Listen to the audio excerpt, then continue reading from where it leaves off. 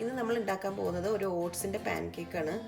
ഇതിൽ നമ്മൾ ഓട്സും സ്പിനച്ച്, മുട്ട, പാല് ഇതൊക്കെ ചേർത്ത് ബ്ലെൻഡ് ചെയ്ത് ഒരു മിക്സിയിലൊന്ന് അടിച്ചിട്ട് ജസ്റ്റ് പാൻകേക്ക് പോലെ ചുട്ടെടുക്കും.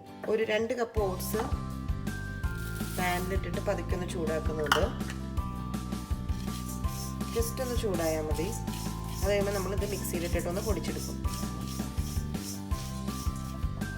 ഇതിപ്പോൾ പതുക്കെ ഒന്ന് ചൂടായിട്ടുണ്ട്, നമുക്ക് ഇതിനെ പൊടിച്ചെടുക്കാം. ഇപ്പം ഞാൻ ഓട്സ് ഇവിടെ മിക്സിയിൽ അടിച്ചെടുത്തിട്ടുണ്ട്. ഇതിനൊരു ബൗളിലേക്ക് മാറ്റി വയ്ക്കുക. എന്നിട്ട് ആ സെയിം മിക്സിയുടെ ജാറിൻ്റെ ഉള്ളിൽ നമുക്ക് ഞാൻ ഇവിടെ ഒരു 2 ചെറിയ പഴം എടുത്തിട്ടുണ്ട്. അത് മിക്സിയുടെ ജാറിലേക്ക് ഇട്ട് കൊടുക്കുക.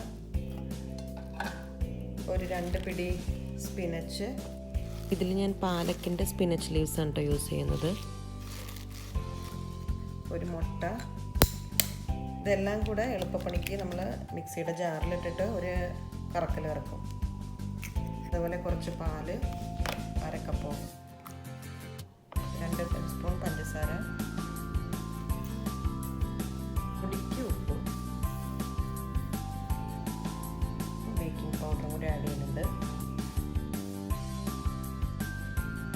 നന്നായിട്ട് അരച്ചെടുത്തു മിക്സിയിൽ. ഇതിനി ഈ ഓട്സിൻ്റെ കൂടെ മിക്സ് ചെയ്യാം.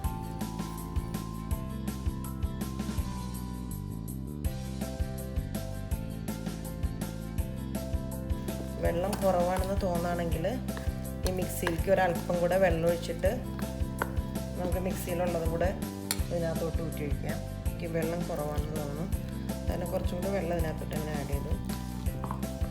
ഒരു ലൂസ് കൺസിസ്റ്റൻസി വരണം ഇതിൻ്റെ പാൻകേക്ക് മിക്സിന്. അതുവരെ കുറച്ച് ശേഷം വെള്ളം ഒഴിച്ചു കൊടുക്കുക.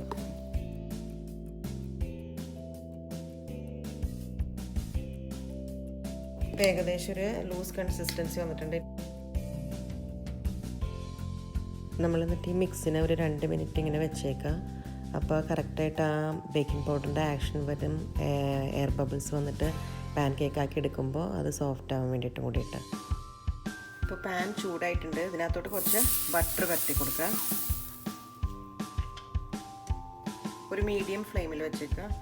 ഇതിപ്പോൾ ഈ പാൻ കേക്കിൻ്റെ മിക്സ് ഇരിക്കും തോറും കട്ടിയാകും. അപ്പോൾ നമ്മൾ ഉണ്ടാക്കുന്നതിനൊപ്പം ഒന്ന് ലൂസ് കൺസിസ്റ്റൻസി ആക്കാൻ വേണ്ടി വെള്ളം ഒഴിച്ച് കൊടുക്കേണ്ടി വരും ചിലപ്പോൾ.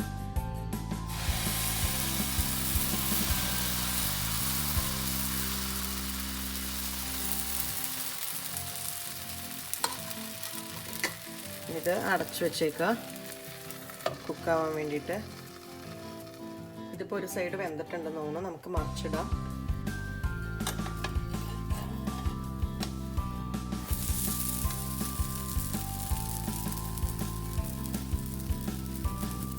ഈ പാൻകേക്ക് കാണാനും രസമാണ്, നല്ല ഗ്രീൻ കളറിലിരിക്കും.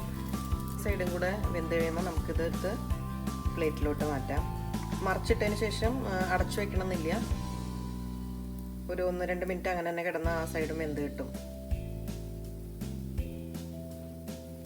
ഇതിനെ പ്ലേറ്റിലോട്ട് മാറ്റാം.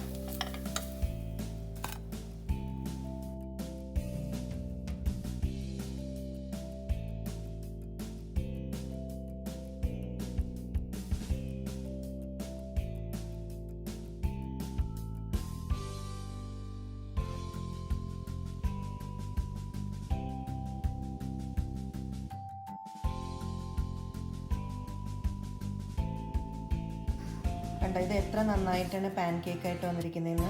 ഇത് നിങ്ങൾക്ക് വെറുതെ തിന്നാം, അല്ലെങ്കിൽ നിങ്ങൾക്ക് ഇതിൻ്റെ കൂടെ ഹണിയോ അല്ലെങ്കിൽ മേപ്പിൾ സിറപ്പോ എന്തെങ്കിലും ഉണ്ടെങ്കിൽ അതിൻ്റെ കൂടെ കഴിക്കുകയും ചെയ്യാം. ഇത് വളരെ ഹെൽത്തിയാണ്, വളരെ പെട്ടെന്ന് ഉണ്ടാക്കാൻ പറ്റുന്നൊരു സാധനമാണ്. അപ്പോൾ നിങ്ങളെല്ലാവരും എന്തായാലും ട്രൈ ചെയ്ത് നോക്കണം, ഞങ്ങളെ അറിയിക്കണം.